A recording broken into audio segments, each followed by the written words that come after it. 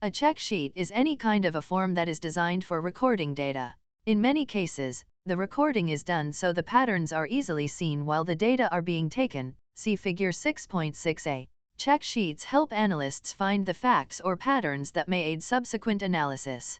An example might be a drawing that shows a tally of the areas where defects are occurring or a check sheet showing the type of customer complaints. Scatter diagrams show the relationship between two measurements. An example is the positive relationship between length of a service call and the number of trips a repair person makes back to the truck for parts. Another example might be a plot of productivity and absenteeism, as shown in Figure 6.6b. If the two items are closely related, the data points will form a tight band. If a random pattern results, the items are unrelated. Another tool for identifying quality issues and inspection points is the cause and effect diagram, also known as an Ishikawa diagram or a fishbone chart. Figure 6.7 illustrates a chart. Note the shape resembling the bones of a fish. For a basketball quality control problem, missed free throws. Each bone represents a possible source of error. The operations manager starts with 4 categories: material, machinery/equipment, manpower, and method. These 4 Ms are the causes. They provide a good checklist for initial analysis. Individual causes associated with each category are tied in as separate bones along that branch, often through a brainstorming process. For example, the method branch in Figure 6.7 has problems caused by hand position, follow-through, aiming point, bent knees, and balance. When a fishbone chart is systematically developed, possible quality problems and inspection points are highlighted. Pareto charts are a method of organizing errors, problems, or defects to help focus on problem-solving efforts. They are based on the work of Vilfredo Pareto, a 19th-century economist. Joseph M. Uran popularized Pareto's work when he suggested that 80% of a firm's problems are a result of only 20% of the causes. The Hard Rock Hotel in Bali has just collected the data from 75 complaint calls to the general manager during the month of October. The manager wants to prepare an analysis of the complaints. The data provided are room service, 54, check-in delays, 12, hours the pool is open, 4, minibar prices, 3, and miscellaneous, 2. The diagram shown here indicates that of the 5 types of complaints identified, the vast majority were of one type: poor room service. Flowcharts graphically present a process or system using annotated boxes and interconnected lines. See Figure 6.6e. They are a simple but great tool for trying to make sense of a process or explain a process. The diagram here uses a flowchart to show the process of completing an MRI at a hospital. Histograms show the range of values of a measurement and the frequency with which each value occurs. See Figure 6.6f. They show the most frequently occurring readings as well as the variations in the measurements. Descriptive statistics, such as the average and standard deviation, may be calculated to describe the distribution. However, the data should always be plotted so the shape of the distribution can be seen. A visual presentation of the distribution may also provide insight into the cause of the variation. Control charts are graphic presentations of data over time that show upper and lower limits for the process we want to control. See Figure 6.6g. Control charts are constructed in such a way that new data can be quickly compared with past performance data. We take samples of the process output and plot the average of each of these samples on a chart that has the limits on it. The upper and lower limits in a control chart can be in units of temperature, pressure, weight, length, and so on. Statistical Process Control, SPC, monitors standards, makes measurements, and takes corrective action as a product or service is being produced. Samples of process outputs are examined. If they are within acceptable limits, the process is permitted to continue.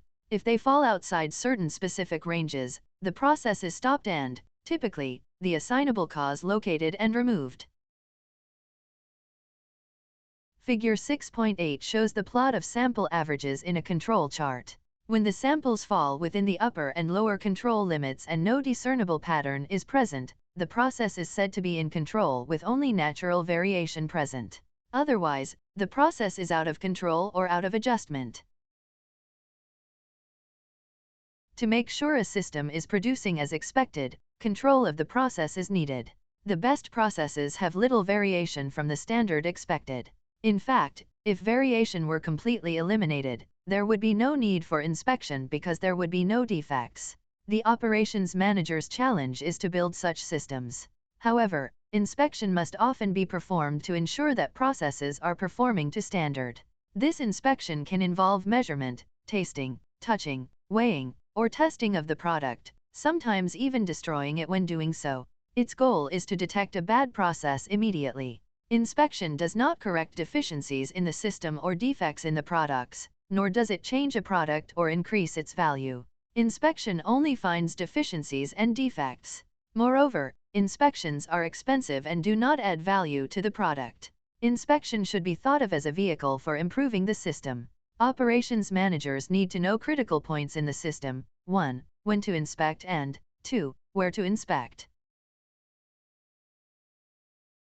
Deciding when and where to inspect depends on the type of process and the value added at each stage. Inspections can take place at any of the following points. 1. At your supplier's plant while the supplier is producing. 2. At your facility upon receipt of goods from your supplier. 3. Before costly or irreversible processes. 4. During the step-by-step production process. 5. When production or service is complete. 6. Before delivery to your customer. 7. At the point of customer contact. The 7 tools of TQM discussed in the previous section aid in this when and where to inspect decision. However, inspection is not a substitute for a robust product produced by well-trained employees in a good process. There is variability in the inspection process. In addition, inspectors are only human, they become bored, they become tired, and the inspection equipment itself has variability. Even with 100% inspection, inspectors cannot guarantee perfection. Therefore, good processes, employee empowerment, and source control are a better solution than trying to find defects by inspection. You cannot inspect quality into the product. The best inspection can be thought of as no inspection at all. This inspection is always done at the source, it is just doing the job properly with the operator ensuring that this is so. This may be called source inspection, or source control, and is consistent with the concept of employee empowerment, where individual employees self-check their own work. The idea is that each supplier, process, and employee treats the next step in the process as the customer, ensuring perfect product to the next customer. This inspection may be assisted by the use of checklists and controls such as a fail-safe device called a pokayoke, a name borrowed from the Japanese. A pokayoke is a foolproof device or technique that ensures production of good units every time. These special devices avoid errors and provide quick feedback of problems. A simple example of a pokayoke device is the diesel gas pump nozzle that will not fit into the unleaded gas tank opening on your car. Checklists are a type of pokayoke to help ensure consistency and completeness in carrying out a task. A basic example is a to-do list. This tool may take the form of pre-flight checklists used by airplane pilots, surgical safety checklists used by doctors, or software quality assurance lists used by programmers. In service-oriented organizations, inspection points can be assigned at a wide range of locations, as illustrated in Table 6.4. Again, the operations manager must decide where inspections are justified and may find the 7 tools of TQM useful when making these judgments.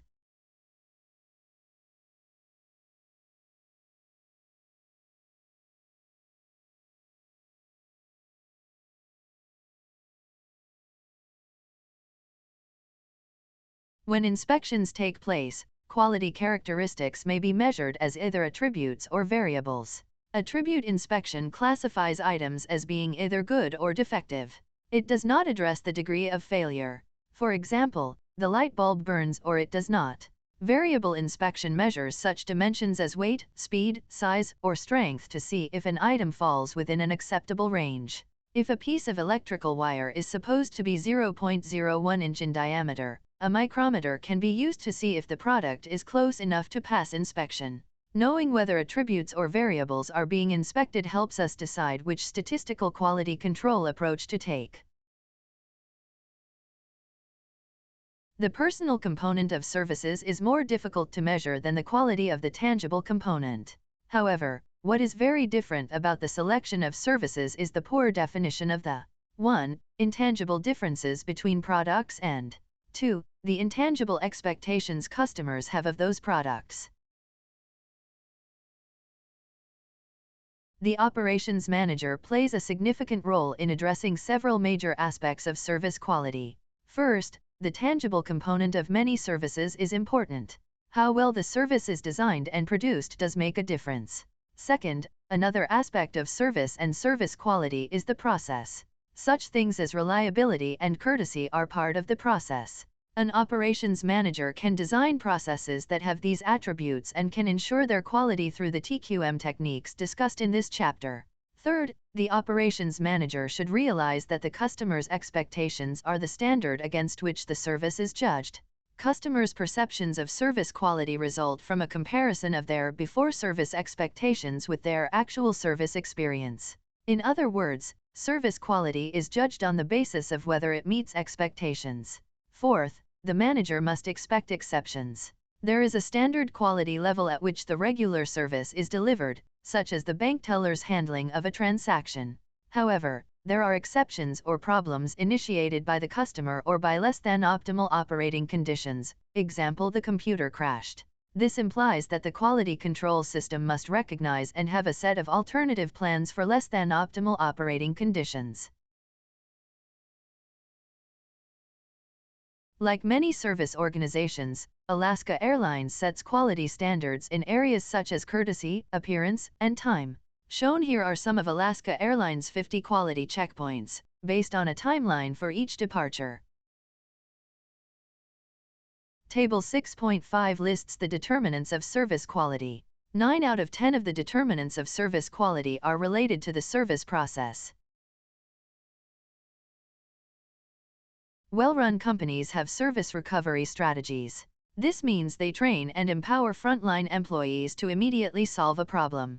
For instance, staff at Marriott hotels are drilled in the learn routine, listen, empathize, apologize, react, notify, with the final step ensuring that the complaint is fed back into the system.